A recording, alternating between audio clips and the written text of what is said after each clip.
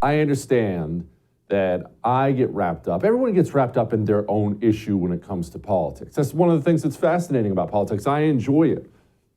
I'll get emails from you to the show, and you'll say things to me that oftentimes start out with this: Jesse, love the show. You're so handsome. Not all of them start out like that, but some do. But you don't spend enough time talking about fill in the blank, whatever it is.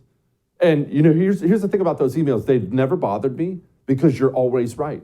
We have an hour here every night. We got 1 hour. And there are so many gigantic, important issues that we can never spend as much time as we should talking about everyone. Jesse, you should talk about the border more. You should talk about taxes more, the national debt more, Ukraine, Russia more. Jesse, you should talk about this or that. You're always right. The answer to that question is yes, you're right. We are trying to fit as much in as we can. But how much of that actually matters? Your issue or my issue? How much of it matters to normal people when they can't afford things they used to afford? I don't know. I get to these inflation numbers today: 7.1% year over year, food's up 10.6%, electricity 13.7%, gas 10%, housing 7.1%. But these are just, again, we talked about this before, these are just numbers, right?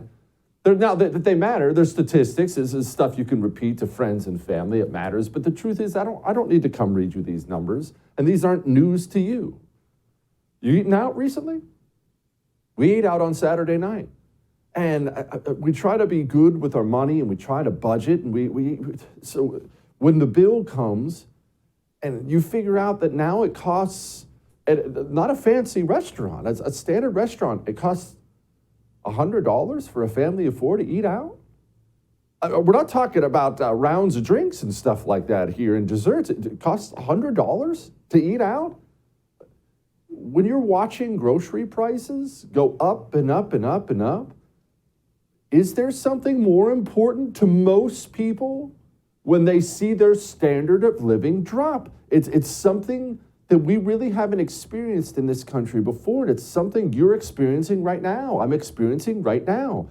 People get used to a certain standard of living. In America, we've had most of our history. I realize we've had blips in the radar, but most of our history, people have enjoyed their standard of living going up. I eat out more than my dad did. We're doing well. Moved out of our house. We're moving on up to the east side. That kind of a thing. Now, people are experiencing something they have not experienced, most people, in their lifetimes. They're watching their standard of living go down.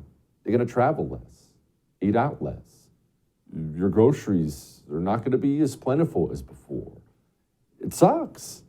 And it sucks that all the people who've brought us to this point are still, for some reason, sought out as experts when we ask them, hey, when's all this going to end?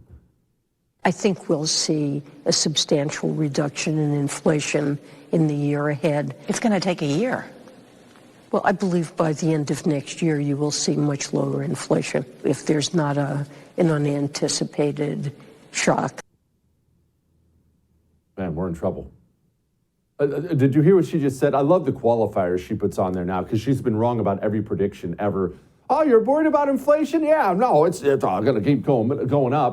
It'll probably go down. Oh, I'd say, end of next year. End of next year, it should go down. I mean, unless something happens. Building the ultimate, because of course something's going to happen. Something always happens. That's called life. That's the planet. That's the world we've been given. Something always happens, unless something happens. So, and I don't have an answer for you on this, but does it feel like this is just how it's going to be for a while? Does it feel like that to you? Because it sure feels like that to me.